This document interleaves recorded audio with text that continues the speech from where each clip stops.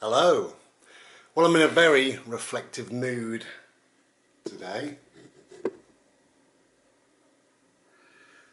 For a number of issues really. And I suppose it's giving up the travelling life really, if we're honest, you know. I was just recently helping a friend, last couple of months helping a friend get a few things together, and I suggested, why doesn't he go to High Hill in Cumbria? Loads of travellers go there, fantastic place. So he travelled 340 odd miles and last night he got there and it was fine, nice quiet peaceful night, and he phoned me up this morning and said wonderful sleep, there's 5 or 6 vans here, it's going to be good. Hour later the council arrived and put up no overnight sleeping or parking or something like that, I don't know. So he doesn't know what to do for the best now. And that got me thinking about High Hill. I mean, that's a shame, and you know, he will manage, you know, that's what we do. Got me thinking about High Hill and all the rest of it, and I turned on the laptop and or the PC, and the first thing that came up on Facebook was you have a memory. So I had a look, and there I am at High Hill. And my mate Tommy is there, and his dog Prince, and all the rest of it. You know, there's about 15 vans up there. Happy times, and all the rest of it. I miss them. Miss the people, miss the places and all the rest of it. So I thought to encompass my travelling life is very difficult. I don't think you can. But I was thinking about it, and I thought if there was one image, just one image, and I didn't take a photo of it, I'll tell you in a bit, but if there was one image that sums up the complete 4 years on the road, the image is this. I was in the quarry, Kimmeridge Quarry in Dorset. 3 or 4 travellers was in there and another van pulled up. It was a hire van.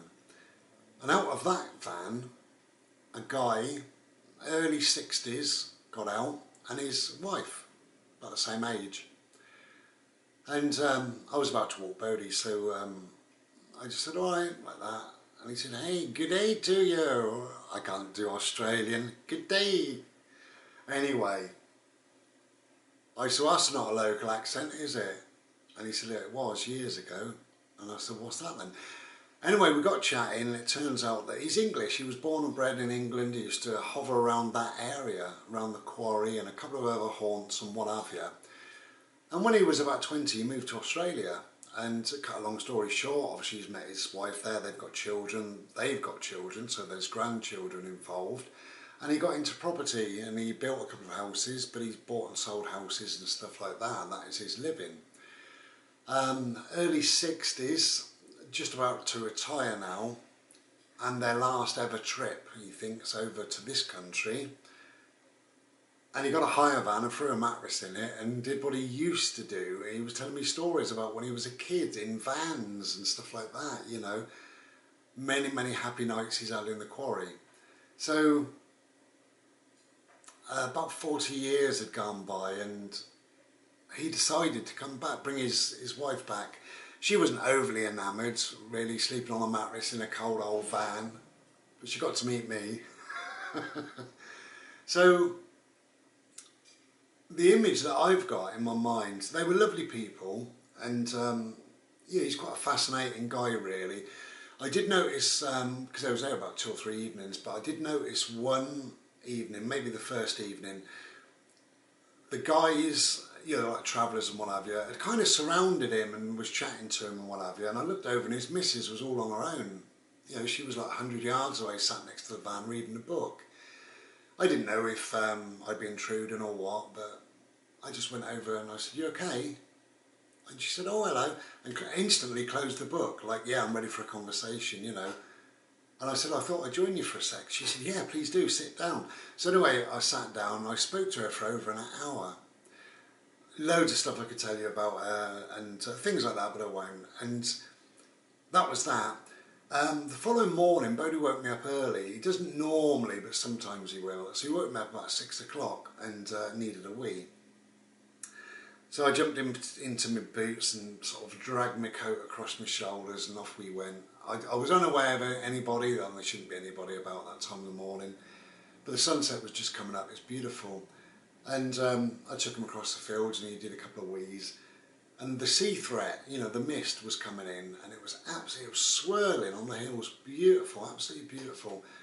And mixed that with the red of the sunset, it was stunning. It was just incredible. As you come out of the quarry, there's like a lip to it about 10 feet, 15 feet above the road. And I was just sort of looking at Bodie and taking no notice of anything. And then through the mist and this sort of red sunset, I realised there was a figure stood there. And it was this guy. And he was just stood there looking out to sea, absolutely lost in the moment. And he had his duvet wrapped round him, and it was like, I don't know, it's like,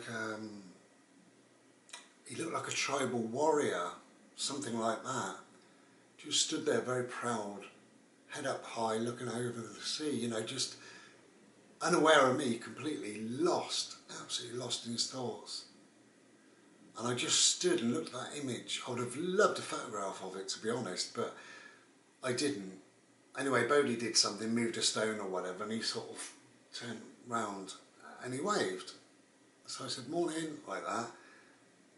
And he said, come here. So I went over and I said, I didn't want to disturb you. I said, you look totally lost. He said, I was. He said, how strange. He said, I'm stood here and all my friends from the age of 18, 19, 20, they've come flooding back to me. He said, I wonder if they think about me. And I said, of course they do. And he said, how can you be so sure? And I said, well, you're thinking about them, it stands to reason quite clearly they're thinking about you. You know, anybody that's been impacting on our life, of course we think of them from time to time. We wonder where they are, how they got on, we wish them well. You know, and I said you could, if you wanted to, you could be in contact with them on Facebook, you'd probably find them. And he went, oh no. He said, I was a young lad then. He said, they've had lives, they're granddads, you know, they're strangers to me. He said, but it's just interesting that they come flooding back, you know. And I said, well, they would do, you know, that's why you came here quite clearly, was to rekindle memories and feelings and thoughts and times and stuff like that, really, you know, and clearly it's working, you know.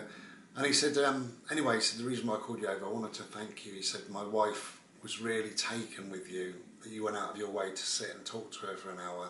And I said, well, no problem, you know, she's a lovely woman. And he said she felt really lost.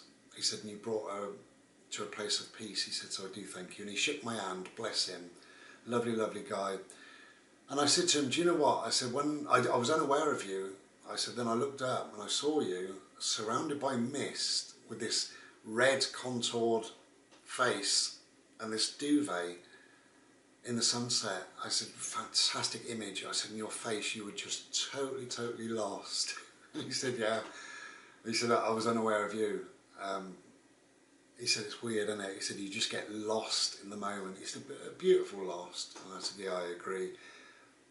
So I said, I'll leave you with your thoughts if you want. And he said, no, stay with me. So I stayed with him and we sort of watched the sun come up, and absolutely lovely, really lovely. And I made him and his missus a coffee about 20 minutes, half hour after, and went over and sat and had a chat with them. But yeah, if there's one image, if there's one, that's probably the image that I will always remember. Stunning. Anyway, yeah, so it looks like they've lost High Hill.